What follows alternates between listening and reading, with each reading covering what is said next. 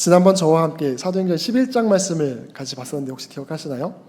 우리 11장 말씀을 통해서 우리 안디옥 교회에 관해서 함께 살펴봤습니다.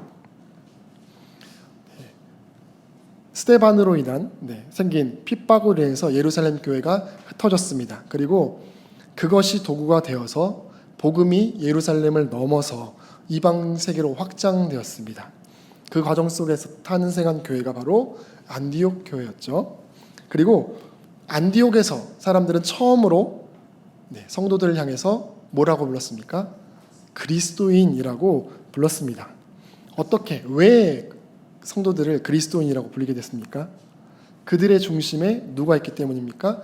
예수 그리스도가 있기 때문이었다. 삶에서 그들의 모든 모습 속에서 예수님이 드러났다. 그래서 그들은 단순히 종교인이 아니라 예수님께 속한 사람들, 예수님을 닮아가는 사람들이었다. 그래서 다른 사람들이, 믿지 않은 사람들이 성도님들을 향해서 그리스도인이라고 불렀다라고 우리가 살펴봤습니다. 그렇게 안디옥 교회를 포함해서 교회들이 성장합니다. 그런데 여기에 문제가 생기게 되죠. 유대인뿐 아니라 수많은 이방인들이 예수님을 믿기 시작했는데요. 성장하면서 복음이 확장합니다. 그런데 15장 우리가 읽지 않았지만 오늘 말씀 앞에 1절을 보면 이렇게 전하고 있습니다. 15장 1절 말씀입니다. 몇몇 사람이 유대에서 내려와서 이렇게 신도들을 가르쳤다. 여러분이 모세의 관례대로 할례를 받지 않으면 구원을 얻을 수 없습니다. 유대인으로서 예수님을 믿게 된 성도들이 이방인 출신인 성도들을 향해서 이렇게 말한 것이죠. 당신들도 할례를 받아야 합니다. 근데 여기서 사실 이 논쟁의 본질은 할례라고 드러나 있지만 할례가 아니었습니다. 말씀 속에서 드러나 있지 않지만 진짜 이들이 요구하는 것은 이것입니다. 질문은 과연 우리는 예수님만으로 충분한가? 아니면 예수님 위에 무엇인가 더 필요한가? 하는 것이 이들에게 있었다는 것이죠. 사랑하는 성도 여러분, 저도 한번 여러분에게 질문하고 싶습니다. 예수님을 믿는 것만으로 충분합니까? 아멘. 네.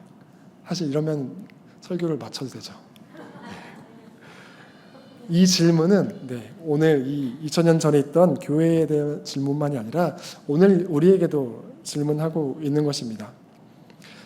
어느 순간 우리는 예수님 외에 다른 것들을 더하기 시작했습니다. 예수님 외에 교회 새로운 어떤 문화들이 들어와 있고요. 예수님에 더해서 특정한 어떤 신앙의 방식들, 모습들이 우리에게 있었습니다. 혹은 우리만 가지고 있던 어떤 전통적인 모습들, 그런 문화가 생겨나기도 하고요. 혹은 그 외에 내가 생각하는 어떤 다른 기준들이 우리 신앙 속에 들어왔다는 것입니다. 우리는 자꾸 무언가를 더하려고 합니다. 그런데 오늘 본문은 우리에게 아주 중요한 답을 들려주고 있습니다. 예수님만으로 과연 충분한가? 라는 질문에 초대교회는 무엇이라고 답했을까? 이미 답을 했지만 말씀을 통해서 우리의 기준도 바로잡는 시간이 되기를 바랍니다. 먼저 오늘 말씀은 우리가 하나님께서 인정하고 받으신 사람들을 우리가 거부할 수 없다라는 사실을 말씀해 주고 있습니다. 바나바와 바울 그리고 안디옥에서 온 성도들의 안디옥에서 예루살렘의 성도들이 왔는데요. 그 이야기를 듣고 예루살렘 교회의 사도들과 장로들 사이에 논쟁이 이어집니다. 그 긴 논쟁 끝에 베드로가 일어서서 이렇게 말합니다. 7절 말씀입니다. 많은 논쟁을 한 뒤에 베드로가 일어나서 그들에게 말하였다. 형제 여러분, 여러분이 아시는 대로 하나님께서 일찍이 여러분 가운데서 나를 택하셔서 이방 사람들도 내가 전하는 복음의 말씀을 듣고 믿게 하셨습니다. 이것이 무슨 이야기냐면 바로 자신이 만난 고넬료의 이야기를 지금 하고 있는 것입니다. 우리가 사도행전 10장에서 나오는데요. 고넬료는 유대인이 아니었습니다. 유대인이 아니니까 할례도 받지 않았습니다. 그렇죠? 그런데 10장에서 보면 하나님께서는 그에게 성령을 주셨습니다. 그뿐 아니라 그 과정 속에서 베드로는 고넬료와 함께 있었던 친척들 그리고 가까운 사람들이 모인 그 자리에서 자신이 설교할 때 성령이 그 자리에 임하시는 것을 경험한 것이죠. 지금 그 이야기를 이제 예루살렘 교회에 있는 성도들에게 하고 있는 것입니다. 그리고 이어서 이렇게 말합니다. 8절입니다. 그리고 사람의 마음속을 아시는 하나님께서는 우리에게 주신 것과 같이 그들에게도 성령을 주셔서 그들을 인정해 주셨습니다. 그 사건을 예루살렘 교회의 성도들 앞에서 이야기하면서 이렇게 선언하는 것이죠. 하나님께서 이미 이방인들을 받으셨습니다. 하나님께서 이미 그들에게 성령을 주셨고 그들 가운데서 일하셨습니다. 그런데 우리가 누구기에 어떻게 우리 하나님께서 받아들인 사람을 거부할 수 있겠습니까? 라고 지금 물어보고 있는 것이죠. 우리는 그런 능력이 없다라고 지금 반문하고 있는 것입니다. 사랑하는 성도 여러분, 교회의 역할은 무엇입니까? 교회의 역할은 주님이 감당하셨던 그 사명을 감당해서 잃어버린 영혼을 주님께로 이끄는 것, 그것이죠. 영혼 구원하여 제자 삼는 것, 그것이 교회의 사명입니다. 교회는 사람을 평가하거나 심사하는 것이 교회의 목적이 아닙니다. 역할이 아닙니다. 오히려 우리 안에서 혹은 다른 사람들 안에서 하나님께서 어떤 일을 행하시는가를 다른 사람들, 보지 못하는 사람들 대신해서 발견해 주는 것이 우리의 역할이죠. 그러므로 그것을 통해서, 그 발견을 통해서 사람들로 하여금 주님을 보게 하는 것이 교회의 역할입니다. 여기에서 우리는 잠시 누가복음 15장에 예수님께서 말씀하셨던 탕자의 비유를 잠깐 생각해 봤으면 좋겠습니다. 우리 신앙생활을 오래 했던 분들은 다들 아는 비유죠. 여기에서 우리는 흔히 둘째 아들을 기억합니다. 그렇죠? 아버지 재산을 다 미리 받아가지고 아버지를 떠나서 방탕하게 허비한 둘째 아들. 이 가정 안에서 이 둘째 아들은 큰 갈등거리였습니다. 그렇죠? 그런데 중요한 것은 이 비유의 말씀의 끝에 보면 첫째 아들에게서도 마지막 갈등이 일어나는 것을 우리 볼 수 있습니다. 첫째 아들은 어떻습니까? 집을 떠난 적이 없습니다. 그리고 아버지의 말씀도 잘 따랐습니다. 누가 봐도 모범적인 아들입니다. 그렇죠? 그런데 그 첫째 아들은 동생이 돌아왔을 때 가장 어떤 반응을 보입니까? 화를 냅니다. 왜입니까? 이 형은, 첫째 아들은 동생에게서 자격을 보았기 때문이죠. 이렇게 생각했을 것입니다. 아버지, 제가 무슨 자격으로 아버지께 이런 대접을 받습니까?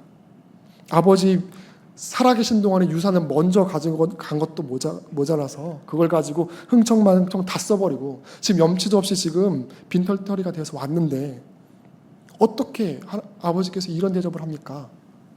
이렇게 생각을 했겠죠. 그런데 아버지의 관점은 형과 달랐습니다. 뭐라고 말하고 있습니까? 네 동생은 죽었다가 살아났다. 내가 잃었다가 다시 얻었다. 아버지는요, 아들의 자격을 보지 않았습니다. 아버지는 아들이 다시 돌아왔다는 사실, 아예 잃어버렸다고 생각한 그 아이들을 다시 얻었다라는 그 회복의 사실을 보았습니다. 사실 오늘 본문 이 사도행전 15장에 등장하는 사람들을 보면 마치 첫째 아들과 같은 생각이 보입니다. 그들은 사실 믿음이 없는 사람들이 아니었습니다. 그렇죠? 바리새파 출신의 신자들이었습니다. 누구보다 하나님의 말씀을 사랑했고요. 누구보다 율법을 소중히 여겼습니다. 문제는 그들의 열심이 없어서가 아니었습니다. 그들의 문제는 하나님께서 이 사람들을 우리와 같이 받았다라는 그 사실보다 사람이 갖추어야 할 조건이 무엇인가를 먼저 봤던 것에 있는 것입니다. 그 하나님의 말씀을 잘 지키려는, 잘 따르려고 했던 그 열심이 어느 순간 복음의 장벽이 된 것이죠. 그 기준으로 벽을 세워버린 것입니다. 그러나 베드로의 입을 통해서 하나님이 어떤 분이신지를 우리에게 전해주고 있습니다. 9절 말씀입니다. 9절 말씀 함께 읽어볼까요? 시작. 하나님께서는 그들의 믿음을 보셔서 그들의 마음을 깨끗하게 하시고 우리와 그들 사이에 아무런 차별을 두지 않으셨습니다. 아멘. 여기서 오늘도 질문해야 합니다. 하나님은 그들과 우리 사이에, 우리와 다른 사람들 사이에 아무런 차별을 두지 않으셨습니다. 그런데 우리는 과연 사람들을 볼 때 무엇을 보고 있는가? 그가 예수님을 믿는 사람인가를 보고 있는 것인지, 아니면 내 기준에 맞는 사람인가를 보고 있는가 질문해야 할 것입니다. 그런데 하나님께서 먼저 받으신 그 사람을 내가 혹시 평가하고 이 사람 구원받을 수 있다 없다 심사하고 있진 않은가? 이 모습을 오늘 말씀을 통해서 봐야 한다는 것이죠. 두 번째로 오늘 말씀은 우리가 복음 위에 다른 조건을 얹지 말아야 한다는 사실을 우리들에게 전해주고 있습니다. 이방인과 유대인을 차별하지 않으신 하나님을 분명하게 선포한 베드로는 이어서 10절에서 더욱 강하게 말하고 있습니다. 10절 말씀입니다. 그런데 지금 여러분은 왜 우리 조상들이나 우리가 감당할 수 없던 멍에를 제자들의 목에 메어서 하나님을 시험하는 것입니까? 베드로는 유대인들이 이방인으로서 믿게 된 그 성도들에게 강요한 것, 할례죠. 할례를 멍에라고 부릅니다. 이것은 사실 매우 놀라운 표현입니다. 왜 그러냐면 할례가 무엇입니까? 할례는 유대인들에게 있어서 매우 중요한 것입니다. 할례는 하나님께서 자신들을 하나님의 백성으로 삼아주셨다는 언약의 표징입니다. 할례를 받았다는 그것을 통해서 내가 언약 백성이다라는 것을 드러내는 것이죠. 그래서 매우 중요합니다. 그런데 그것을 지금 베드로가 멍에다, 짐이다라고 지금 이야기하고 있는 것이죠. 왜 그렇습니까? 유대인들이 그것을 가지고 언약의 표징인 그 하나님께서 주신 그것을 가지고 구원의 조건으로 만들었기 때문인 것이죠. 할례를 받지 않으면 예수님을 믿는 사람이 아니다. 그것을 무조건 해야 한다라고 지금 강요하고 있는 것이죠. 아무리 좋은 것이라도 근데 본질보다 앞에 서게 되면 그것은 짐이 되고 장벽이 되고 방해물이 됩니다. 아까 비유했던 탕자의 비유에서 다시 돌아보면 첫째 아들도 마찬가지였죠. 그는 아버지 집에 있었지만 아버지의 은혜를 이해하지 못했습니다. 이렇게 계산한 것이죠. 나는 이렇게 했는데, 나는 이만큼 순종했는데, 그러니까 당연히 너도 이만큼 하고 이렇게 해야 받는 것이 당연한 것 아니냐라는 생각이 첫째 아들의 생각에 있었다는 것이죠. 그저 순종, 어떤 행위로서 그 은혜가 얼마나 중요한지, 큰지를 받아들이지 못한 것이었습니다. 근데 오늘 본문의 논쟁도 마찬가지인 것이죠. 은혜 위에 무언가 다른 것들을 추가해서 더하기 시작했던 것이죠. 은혜 위에 여기에서는 할례라는 것을 추가한 것이죠. 근데 오늘 우리에게도 사실 그런 모습이 있다는 것입니다. 특히 교회가 오래되면 어떻습니까? 교회가 그동안 가져왔던 어떤 전통이라고 말하는 어떤 것들이 때때로 이런 할례처럼 방해 요소가 될 수 있습니다. 우리 교회만 가지고 있는 어떤 교회의 문화가 혹은 우리가 누리고 있는 어떤 신앙의 습관들이, 예배의 방식들이 그렇게 될 수 있다는 것이죠. 모두 다 중요합니다. 그러나 이것 모든 것들이 예수님보다 앞에 서기 시작하면 문제가 된다는 것입니다. 그래서 팀 켈러 목사님은 자신의 저서인 센터 처치라는 책에서 이렇게 말합니다. 복음의 본질은 결코 바꿀 수 없지만 복음을 전하는 형식은 끊임없이 점검해야 한다. 다시 말하겠습니다. 복음의 본질은 바꿀 수 없지만 복음을 전하는 형식은 끊임없이 점검해야 한다. 왜 그렇습니까? 복음을 지키기 위해서라는 거죠. 복음을 지키기 위해서, 본질을 붙들기 위해서 형식은 검토하면서 바꿔갈 수 있다라고 말하는 것이죠. 지금 오늘 본문에 나온 초대교회가 지금 그것을 행하고 있는 것이죠. 갈등이 있었으나 그 이후에 그것을 행하는 것이죠. 그래서 오늘 우리도, 우리 교회도 돌아봐야 할 것은 이것이죠. 혹시 우리가 사람들에게 예수님이 아닌 다른 무언가를, 우리가 그동안 누리고 있던 무언가를 요구하고 있지는 않은가? 예수님을 소개하는 것이 아니라 우리만의 문화를 소개하고 있지는 않은가? 복음을 전하고 있는 것인지 아니면 우리만의 방식을 전하고 있는 것인지 돌아봐야 할 것입니다. 마지막으로 세 번째 오늘 본문 말씀은 교회란 오직 은혜 위에 서야 한다는 것을 우리들에게 분명하게 말해주고 있습니다. 11절 말씀입니다. 우리가 주 예수의 은혜로 구원을 얻고 그들도 꼭 마찬가지로 주 예수의 은혜로 구원을 얻는다고 우리는 믿습니다. 다시 한번 같이 한번 읽어보실까요? 시작. 우리가 주 예수의 은혜로 구원을 얻고 그들도 꼭 마찬가지로 주 예수의 은혜로 구원을 얻는다고 우리는 믿습니다. 아멘. 사실 이 구절이 이 예루살렘 회의의 결론입니다. 그리고 초대교회가 지켜낸 복음의 본질입니다. 지금 베드로나 여기서 할례에 대해서 문화에 대해서 말하고 있지만 결국 말하고 있는 것은 구원의 길이 무엇인가에 대해서 이야기하고 있는 것이죠.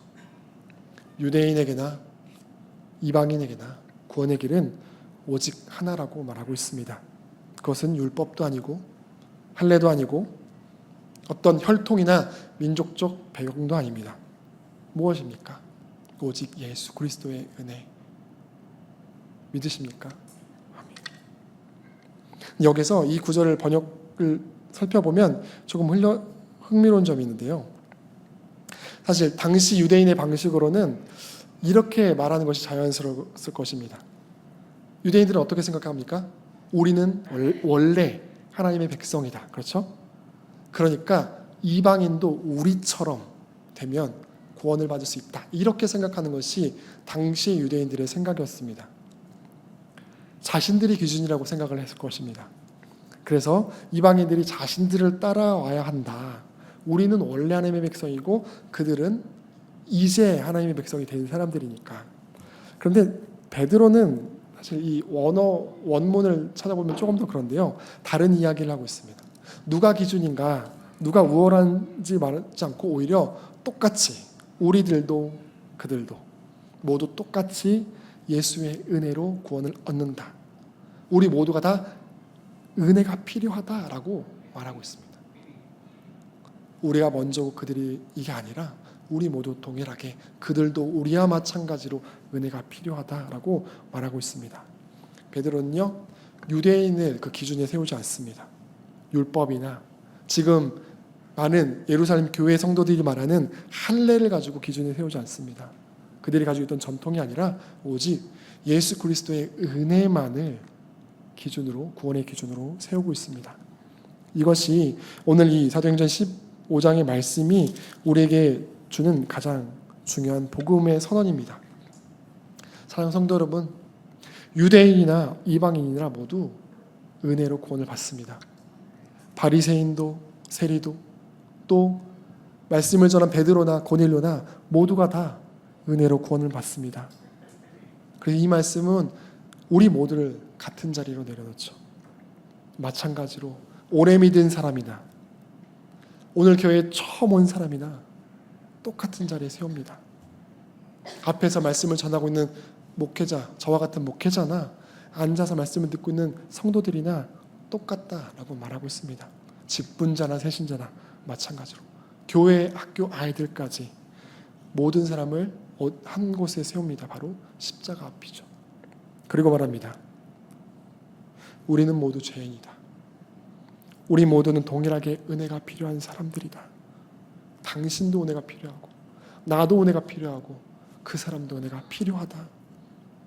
사랑하는 성도 여러분, 교회는 우리가 공유하고 있는 어떤 같은 문화 때문에 하나가 된 공동체가 아닙니다. 우리가 가진 어떤 같은 취향 때문에 모이지 않았습니다. 같은 세대라서 모인 것도 아닙니다. 우리는 오직 예수 그리스도라는 그 한 분으로 인해서 모이게 된 공동체입니다. 우리는 과연 무엇을 본질로 붙들고 있는가? 나는 예수님보다 다른 것을 앞에 두고 있지는 않은가? 나는 하나님의 은혜를 받았다. 나는 그 사실을 붙들고 살아가고 있는가? 끊임없이 질문해야 할 것입니다. 어느 순간 내가 이 신앙의 연수가 그것보다 먼저 앞서지는 않았는지, 혹은 내가 지금 가지고 있는 직분이 먼저 가지지 않았는지, 지금껏 누렸던 많은 신앙의 경험들이 혹은 익숙함이나 우리 교회의 문화가 그 예수님보다 먼저 서 있지는 않았는지 되돌아보기 바랍니다. 사랑하는 성도 여러분, 예루살렘 교회가 이 회의가 지켜낸 것은 이 할례라는 이 유대의 민족의 어떤 전통이 아니었습니다. 이 회의를 통해 지켜낸 것은 결국 예수님의 은혜, 복음이었습니다. 우리를 하나님께 나아가게 하는 것은 우리의 자격이나 우리가 가지고 있는 열심이나 문화나 어떤 것들이 아니라 오직 예수 그리스도의 은혜입니다. 그래서 우리는 고백해야 할 것입니다. 예수님으로 충분하다. 말씀을 마무리하겠는데요. 본문 이후에 우리가 보진 않았지만 바울과 바나바는 하나님께서 이방인 가운데 행하신 일들을 증언하는데요. 그리고 야고보는 성경을 통해 이것이 하나님의 뜻임을 확인합니다. 19절 말씀에 이렇게 결론 내리는데요. 19절입니다. 시작. 그러므로 내 판단으로는 하나님께로 돌아오는 이방 사람들을 괴롭히지 말라. 이 이야기는 무슨 이야기입니까? 지금껏 말했던 그 할례의 문제를 가지고 더 이상 말하지 말라. 필요가 없다라고 결론을 내렸다는 것이죠. 복음을 그렇게 더해서 낮추지 말자라고 말하는 것이죠. 진리를 포기하자는 말이 아니라 오히려 복음을 지키기 위해서 이렇게 결단 내린 것이죠. 복음을 낮추지 않고 오히려 더 많은 이방인들이 들어올 수 있도록 우리가 그동안 세웠던 벽을 허물고 문턱을 낮춘 것이죠. 최근 우리 교회는 1층 리모델링을 통해서 공간이음이라는 공간을 조성했습니다. 그러면서 우리는 이렇게 기도했습니다. 세대와 세대, 교회와 세상, 그리고 사람과 하나님을 잇기 위한 공간이 되기를 소망하면서 기도하면서 그렇게 만들었습니다. 감사한 것은 지금 벌써 몇 주가 지났는데 그 사이에 몇몇 분들이 주중에 지속적으로 찾아오는 분들이 계십니다. 이것은 그래서 단순한 리모델링이 아닙니다. 오늘 이 본문의 말씀이 우리에게 던지는 이 질문에 대한 우리의 실천이라고 볼 수 있습니다. 어떻게 하면 사람들이 하나님께 더 가까이 올 수 있을까? 어떻게 하면 복음을 가리는 그 장벽들을 우리가 줄일 수 있을까? 이런 고민에 대한 실천이 우리 교회에서는 이렇게 이루어진 것이죠. 사랑하는 성도 여러분, 교회와 복음을 받아들이는 데 있어서 가장 높은 문턱은 우리가 가지고 있는 이 교회 건물이 아닙니다. 때로 우리의 마음일 수 있습니다. 우리의 표정이나 말투일 수 있습니다. 혹은 우리가 이 교회라는 곳, 신앙 공동체 안에서 누렸던 익숙한 문화일 수도 있습니다. 공간의 문턱은 낮아졌는데 혹시 우리의 마음의 문턱이 여전히 높아져 있지는 않은가 살펴봐야 하는 것이죠. 사랑하는 성도 여러분, 주님은 우리를 통해서 예수님을 소개하도록 먼저 부르셨습니다. 그런데 예수님이 아니라 우리의 기준을 소개하고 있지는 않는지, 과연 하나님과 사람들을 연결하고 있는지, 아니면 우리의 방식에 맞추려고 하고 있지는 않은지 다시 한번 질문하면서 우리의 모습을 되돌아보기 원합니다. 초대교회는 복음을 위해서 자신이 가지고 있던 형식, 전통을 버리고 재검토했습니다. 복음을 위해서 낮춘 것이죠. 그리고 중심에는 다른 어떤 것이 필요 없다. 오직 예수 그리스도의 은혜만 있으면 된다는 것을 다시 붙잡았던 것입니다. 사랑하는 성도 여러분, 마찬가지입니다. 우리도 사람들이 예수님께 나아오는 이 길은 더 넓혀야 할 것입니다. 그러나 예수님 외에 다른 조건은 더할 필요가 없습니다. 오직 예수님만으로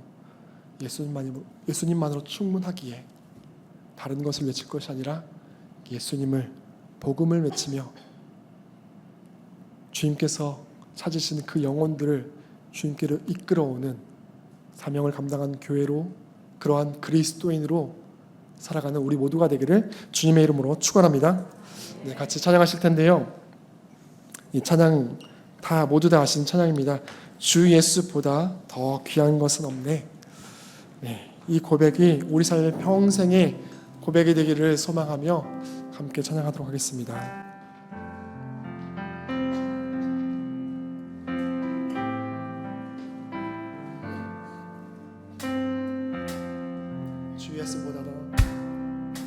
주 예수보다 더 귀한 것은 없네.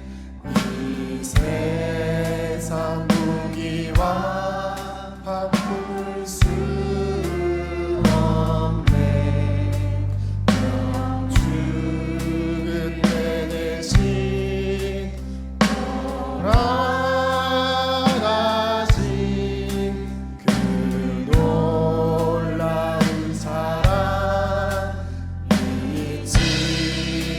주 예수보다 더 주 예수보다 더 귀한 것은 없네. 이 세상 무기와 바꿀 수 없네. 죽은 내 대신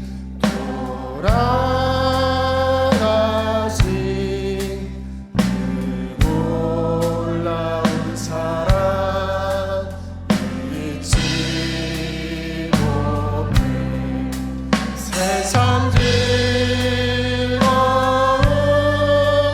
다 버리고 세상 자랑만 버렸네.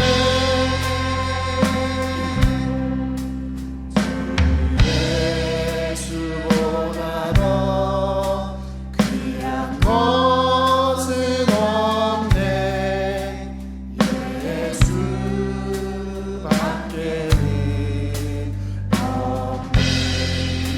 주 예수보다 더 주 예수보다 더 귀한 것은 없네.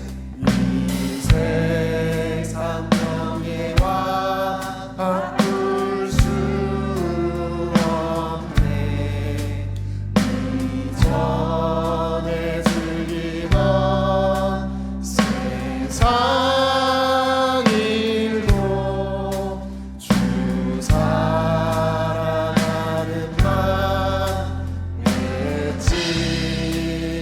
절 부르게 들어가겠습니다. 주 예수보다 더 귀한 것은 이 세상 행복과 바꿀 수 유혹과 핍박이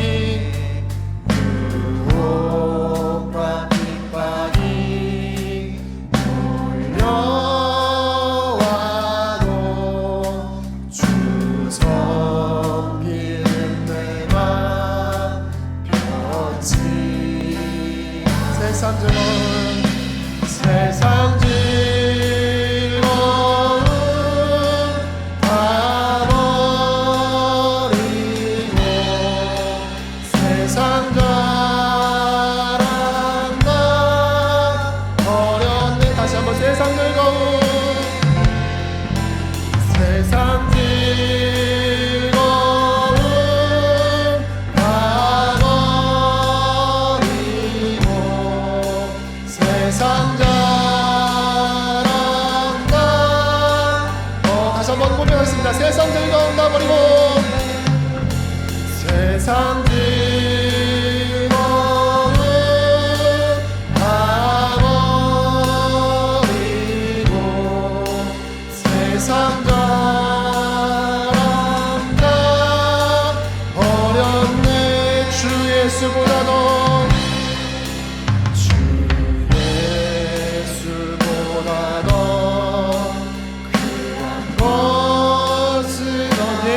수밖에네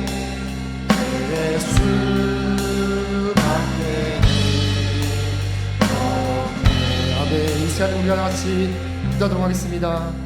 먼저는 주님, 예수님보다 앞선 나의 기준과 나의 의를 내려놓게 하여 주시옵소서. 우리에게 있었던 전통과 경험과 익숙함과 나의 의가 기준이 않게 주여 인도하여 주시옵소서. 하나님께서 택하시고 받으신 사람들을 내가 거부하지 않고 오직 은혜로 구원받은 자답게 겸손하게 하여 주시옵소서. 이 시간 같이 주님의 이름 한번 부르고 같이 기도하도록 하겠습니다.